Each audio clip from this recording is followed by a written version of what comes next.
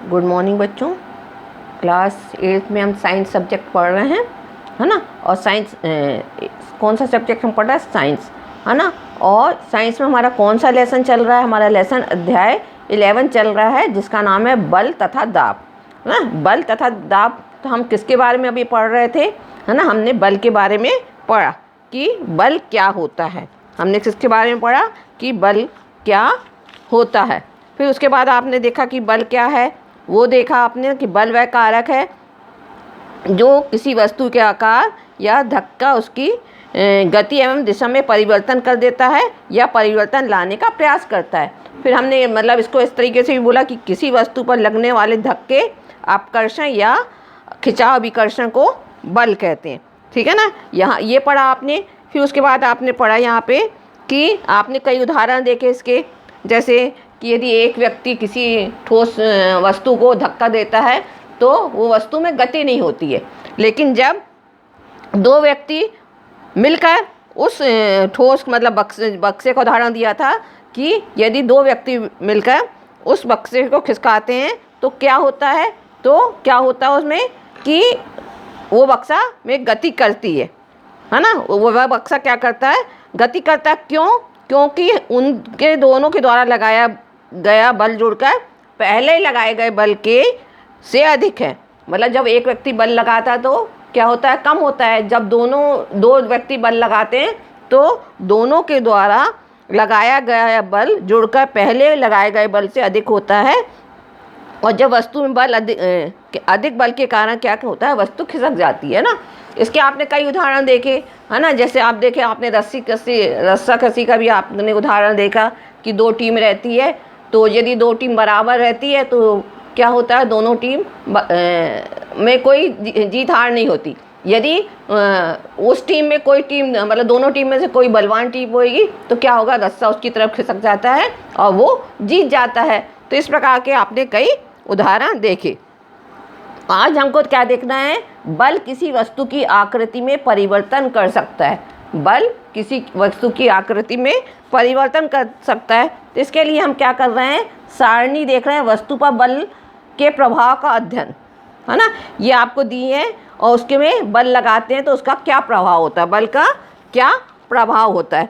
तो आपको क्या दिया है? पहला, एक टुकड़े में एक प्लेट में गुंदा हुआ आटा रखा है। एक प्लेट में क्या होगा? गुंदा हुआ आटा रखा है ना। तो हाथ से नीचे की ओर दबाने पर, आटे को यदि हाथ से नीचे की ओर दबाते हैं तो बल का क्या प्रभाव होगा? गति की अवस्था में परिवर्तन होगा, आकृति में परिवर्तन होगा। तो क्या होगा?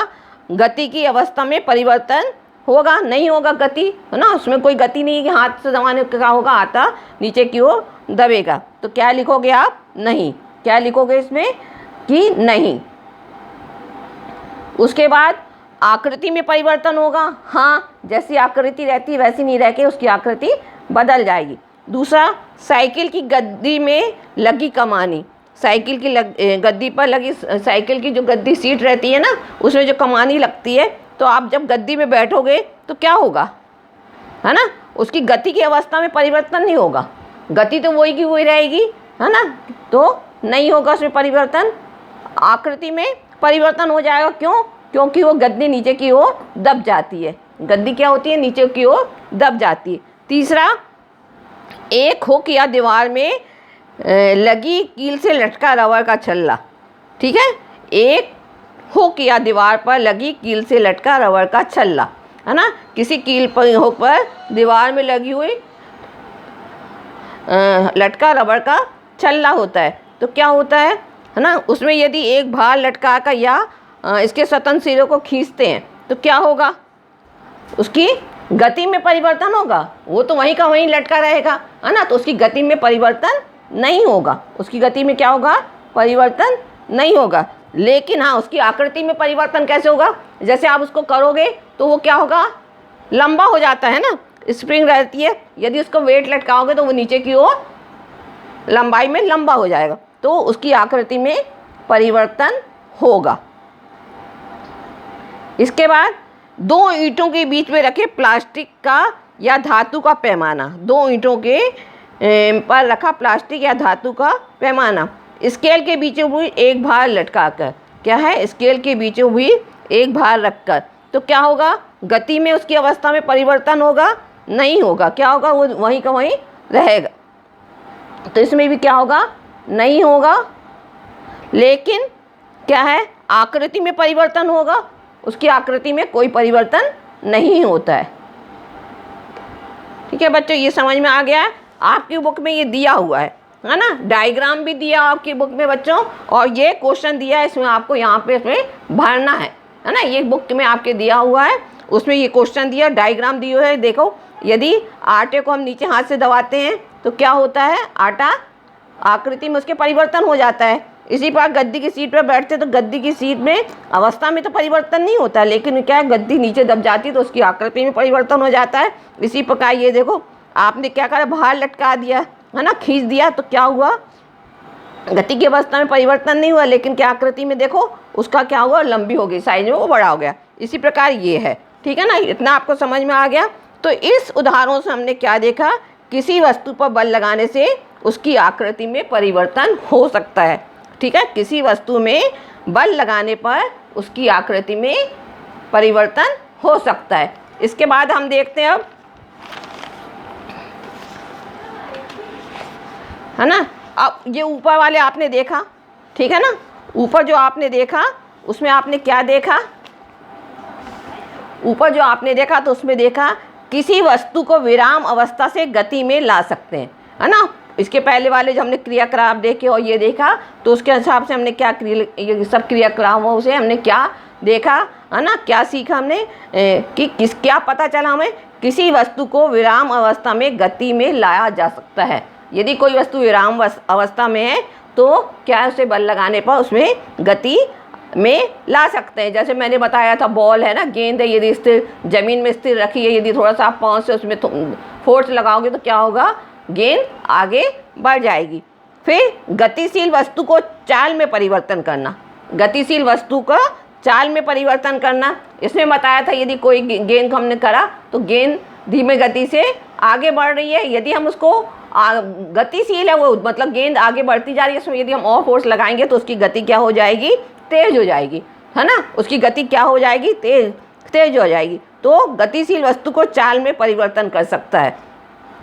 फिर गतिशील वस्तु की दिशा में परिवर्तन कर सकता है, गतिशील वस्तु की दिशा में परिवर्तन कर सकता है। यदि वो बॉल है, बॉल का उदाहरण मैं बता रही हूँ आपको, यदि बॉल है ना, वो गतिशील है, यदि हम उसको धक्का करते हैं तो वो सीधे होके तिरछा भी, मतलब दूसरी तरफ भी जा सकती है, तो गतिशील वस्तु की दिशा में परिवर्तन कर सकता है। वस्तु की आकृति में परिवर्तन ला सकता है ना। अभी मैंने ये वाले उदाहरण जो आपको बताए वो क्या है, वस्तु की आकृति में परिवर्तन, मतलब किसी भी वस्तु पर बल लगाने पर उसकी आकृति में परिवर्तन हो सकता है।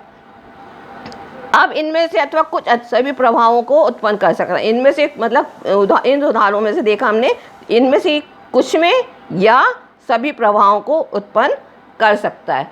अब इसके बाद हम देखते हैं बलों के प्रकार, हम देखते हैं बलों के प्रकार, है ना। अभी हमने देखा बल क्या होता है, ये देख लिया ना, और बलों के उदाहरण हमने देख लिया, है ना, हमने देख लिया कि किस प्रकार गति की अवस्था में परिवर्तन होता है, वो हमने देख लिया। अब हम देखते हैं बलों के प्रकार। बलों के प्रकार में बल कितने प्रकार के होते हैं, 2 प्रकार के होते हैं। बल कितने प्रकार के होते हैं, 2 प्रकार के होते हैं। कौन कौन से होते हैं, एक तो संपर्क बल होता है और दूसरा होता है असंपर्क बल। पहला कौन सा होता है, संपर्क बल, और दूसरा होता है असंपर्क बल। तो बल के कितने प्रकार हो गए, 2 प्रकार हो गए, संपर्क बल और असंपर्क बल। अब संपर्क बल जो है, ठीक है, संपर्क बल जो है वो 2 प्रकार के होते हैं, एक पेशीय बल और दूसरा घर्षण बल। संपर्क बल कितने प्रकार के हो गए, पेशीय बल और घर्षण बल, 2 प्रकार के। पहले हमने कौन सा, संपर्क और असंपर्क बल। संपर्क बल कौन कौन से हुए, पेशीय बल और आकर्षण बल। फिर चुंबकीय बल, असंपर्क बल में कितने प्रकार हुए, 3 प्रकार होते हैं असंपर्क बल में। एक होता है चुंबकीय बल, फिर होता है स्थिर विद्युत बल और गुरुत्वाकर्षण बल। ठीक है ना। बल कितने बच्चों, बल कितने प्रकार के हुए देखा आपने देखा कि बल 2 प्रकार का होता है। पहला संपर्क बल होता है, दूसरा असंपर्क बल होता है ठीक है। तो संपर्क बल क्या है ना, पहला बल कौन सा है, संपर्क बल। तो ऐसे बलों को लगाने के लिए दो वस्तुओं के बीच में संपर्क होना आवश्यक होता है। ठीक है, संपर्क बल जो है, तो पहला उदाहरण क्या है, बल का संपर्क बल है। तो ऐसे बलों को लगाने के लिए, मतलब संपर्क बल में उन बलों को लगाने के लिए दो वस्तुओं के बीच में संपर्क होना आवश्यक है ना। ठीक है। अब संपर्क और असंपर्क बल के तीन उदाहरण हैं, चुंबकीय बल, स्थिर विद्युत बल और गुरुत्वाकर्षण बल। तो बच्चों इतना आपको समझ में आ गया होगा कि बल में क्या क्या होता है ना, कि विराम अवस्था से गति की ओर आ सकता है, फिर गतिशील वस्तु को चाल में परिवर्तन कर सकता है, फिर गतिशील वस्तु की दिशा में परिवर्तन कर सकता है, वस्तु की आकृति में परिवर्तन ला सकता है। ये सब उदाहरणों से हमने क्रियाकलाप के द्वारा देख लिया। फिर बलों के प्रकार हम देखें कौन कौन से बल हैं, संपर्क, असंपर्क बल है ना। संपर्क बल में पेशी बल और घर्षण बल आता है, असंपर्क बल में चुंबकीय बल, स्थिर विद्युत बल और गुरुत्वाकर्षण बल आता है। तो बच्चों यहाँ तक आज हमने पढ़ लिया है। कल हम पढ़ेंगे संपर्क बल और असंपर्क बल, है ना। संपर्क बल कौन कौन से होते हैं और असंपर्क बल कौन कौन से होते हैं। ठीक है बच्चों, इतना आपको समझ में आ गया है, इसको आप अच्छे से देख लीजिए।